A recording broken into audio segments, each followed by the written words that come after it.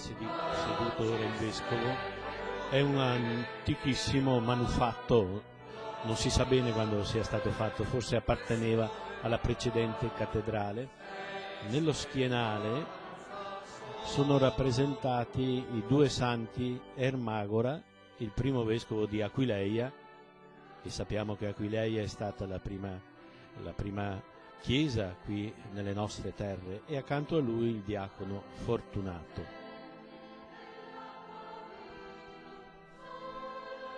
Ora l'abbraccio di pace dato da tutti i vescovi presenti e concelebranti è il segno della collegialità in cui il vescovo Corrado è già entrato a far parte.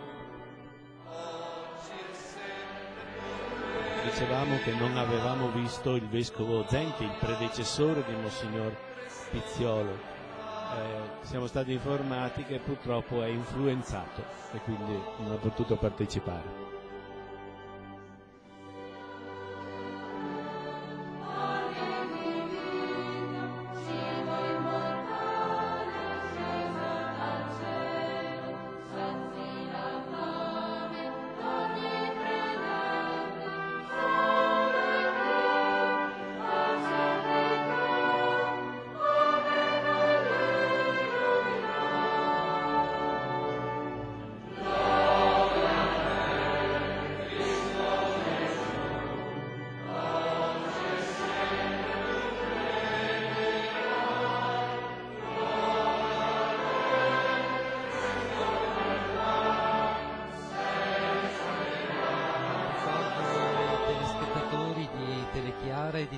Che magari si sono sintonizzati da poco, ai radioascoltatori delle 3 radio diocesane, Radio Vita di Treviso, GV Radio di Venezia e Radio di Padova, che entro breve saranno un'unica radio.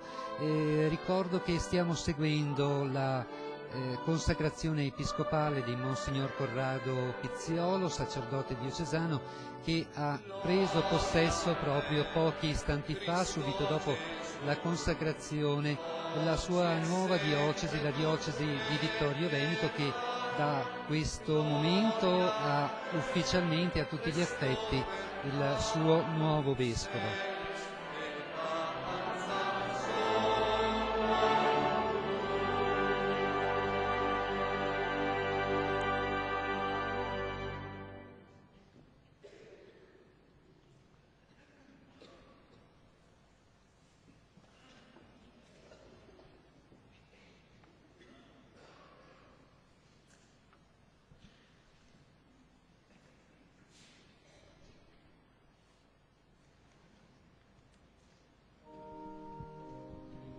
Pastorale che abbiamo visto e che è stato consegnato al vescovo Pizziolo come segno del suo ministero è il pastorale della cattedrale, quello ufficiale.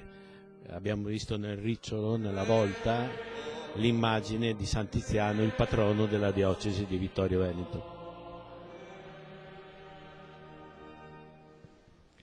Io credo in Dio, Padre Onnipotente, Creatore del cielo e della terra. Credo, Signore. Credo in Gesù Cristo, suo unico Figlio, nostro Signore, il quale fu concepito di Spirito Santo, nacque da Maria Vergine, patì sotto Ponzio Pilato, fu crocifisso, morì e fu sepolto, discese agli inferi. Il terzo giorno risuscitò da morte, salì al cielo, siede alla destra di Dio, Padre Onnipotente. Di là verrà a giudicare i vivi e i morti.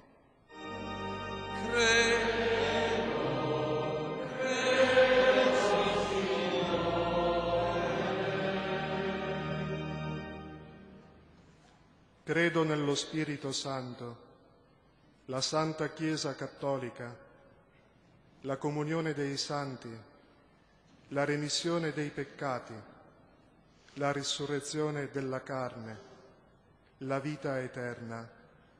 Amen.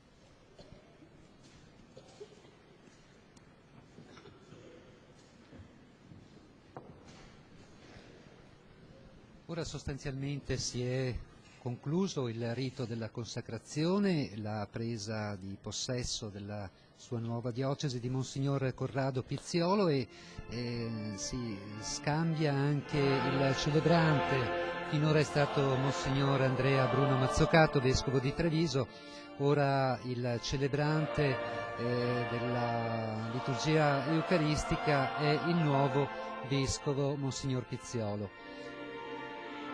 Credo sia un aspetto anche significativo che abbia un suo contenuto, probabilmente nel senso della trasmissione della fede, ma non soltanto, anche del ministero episcopale dal vescovo Mazzocato al vescovo Pizziolo, che da questo momento è il vescovo di Vittorio Veneto. E credo che questa trasmissione è significativa che avvenga proprio all'interno della celebrazione eucaristica, che è il grande sacramento dell'unità, è il sacramento che fa la Chiesa. Non solo la Chiesa fa l'Eucaristia, ma è l'Eucaristia che fa la Chiesa. Ecco, Monsignor Corrado ha ricevuto i doni per il sacrificio e anche delle offerte per le necessità della Chiesa e dei poveri. È significativo anche il canto che la scuola sta facendo. Ecco il sacerdote che nel suo tempo piacque a Dio e fu trovato giusto, perciò il Signore ha giurato di farlo diventare sempre più grande in mezzo al suo popolo. Alleluia. Ecco, credo che sia la preghiera di tutti i presenti e anche di coloro che partecipano attraverso la radio o la televisione, una partecipazione che dica proprio il desiderio che i nostri pastori diventino grandi in mezzo al loro popolo, grazie proprio alla preghiera del popolo.